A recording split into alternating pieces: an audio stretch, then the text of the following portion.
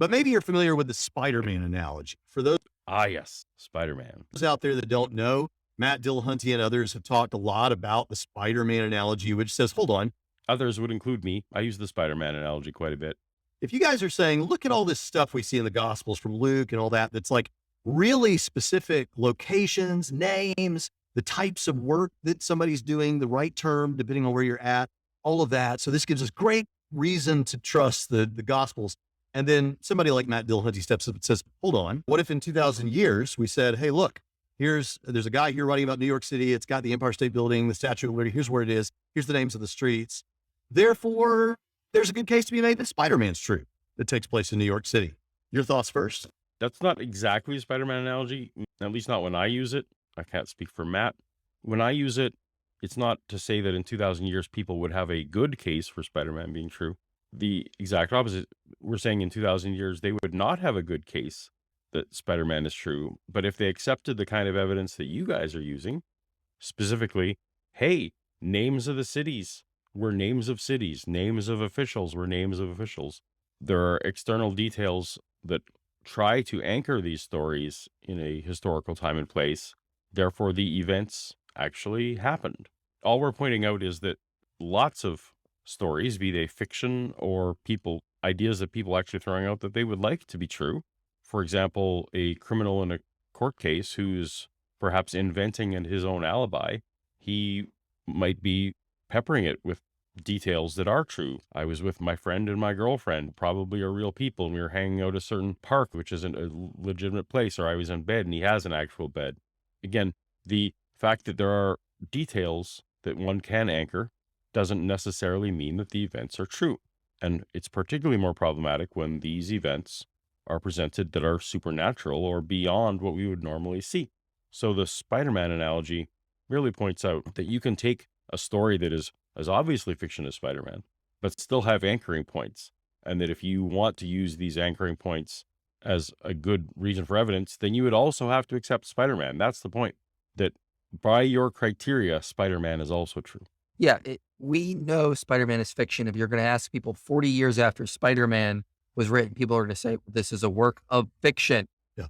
So this is an appeal to genre.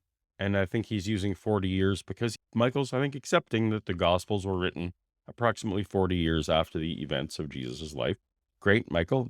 I think that dating is roughly correct. And he's saying if you took these people 40 years when the Gospels were written, 40 years later, that they did not accept this as fiction. The trouble is, of course, that the genres of the day were not the same genres that we're used to, and we have categories of fiction and nonfiction and that kind of thing.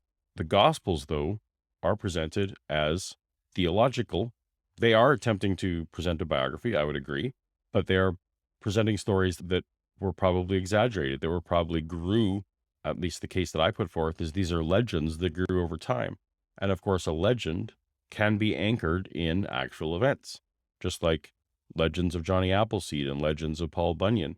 Those are anchored with some times and places and names that you could go back and say. So when we're saying Spider-Man, we're not necessarily saying it's a one-for-one genre type thing, but I don't think that the genre of the Bible, the Gospels, is specifically a biography. I think that this is a theological treatise. So maybe we should be using Quran and maybe we should be using other things rather than Spider-Man.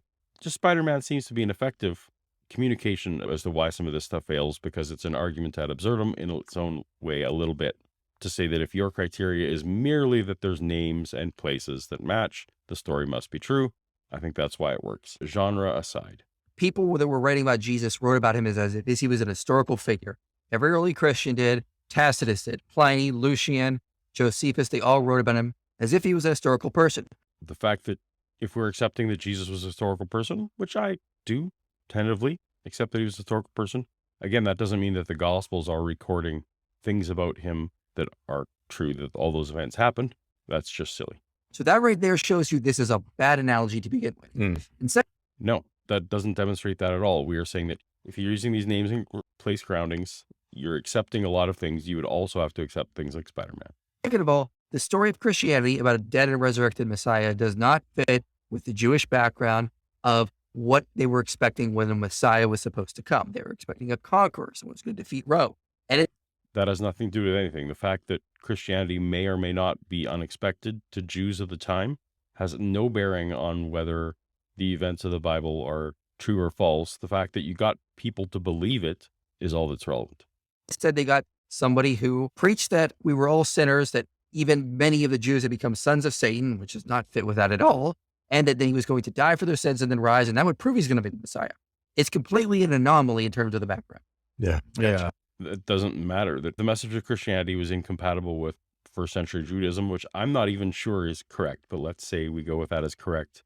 Again, that has nothing to do with the Spider-Man fallacy and nothing to do with whether it's true.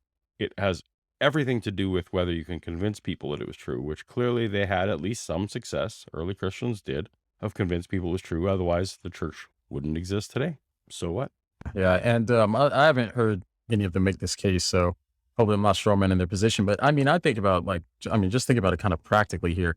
Like during the time in the first century too, during the time of Jesus, the disciples, the first Christians, they were willing to die for Jesus, right? For the truth of Christianity and of Christ's resurrection. So that's obviously different. You're not going to get a lot of people today that are going to be willing to die for Spider-Man, given that Spider-Man is willing to stake their lives on it. Okay, so this is an additional claim. The Spider-Man fallacy is brought up when it's something like names and places are used as evidence. I agree that the Spider-Man analogy isn't analogous when you're adding into your arguments the idea that people were willing to die for these beliefs. I agree that these are good additional things that the Christian should bring in. That then it's a broader argument. Again, I have many videos on my channel talking about martyrdom. John is making some very broad claims here about martyrdom that I don't think he would be able to support if he looked into the scholarship on this. First of all, it really only matters for a martyr if the martyr was an eyewitness.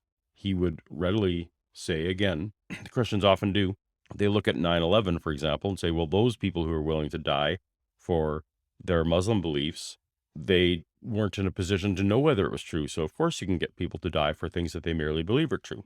But it's exactly the case John is making. He would have to cite actual eyewitnesses of the resurrection for willing to die to be even a moderately meaningful guarantor of the truth claims. The only person we have who has, in his own name, said that he was an eyewitness of resurrected Jesus is Paul. And Paul did die in around 64 AD. If all of history is to be believed in the way they do, that Nero, around that time, was persecuting and killing Christians as a scapegoat in order to cover for a fire. Whether or not you think that's true, a lot of people will accept that Nero was using Christians as a scapegoat, that Peter and Paul both died under that. They didn't die because of what they believed in. They died because they had a label that was being used as a political pawn situation. So Peter and Paul, while we have good evidence that they did die as Christians, that's not necessarily specifically why they died. So then you have to go to who else do we have? The evidence is terrible for all the martyrdom. You can look at many videos on my channel, including my discussions with Sean McDowell, and look at those. But we don't have evidence for witnesses. So the fact that generations later that people were willing to die doesn't help, and it really doesn't affect the Spider-Man analogy. Right? You're just not going to get that. And even if you say that maybe some people would, sure, but that's not going to be a whole community like it was in the New Testament of these Jews that were very devout and had every reason to reject Jesus being God in the flesh and resurrecting. They weren't predicting a Messiah that would, a dying and rising Messiah, and especially in the middle of time. You know what I mean? The resurrection is supposed to come at the end of time. So anyways, it goes against their expectations.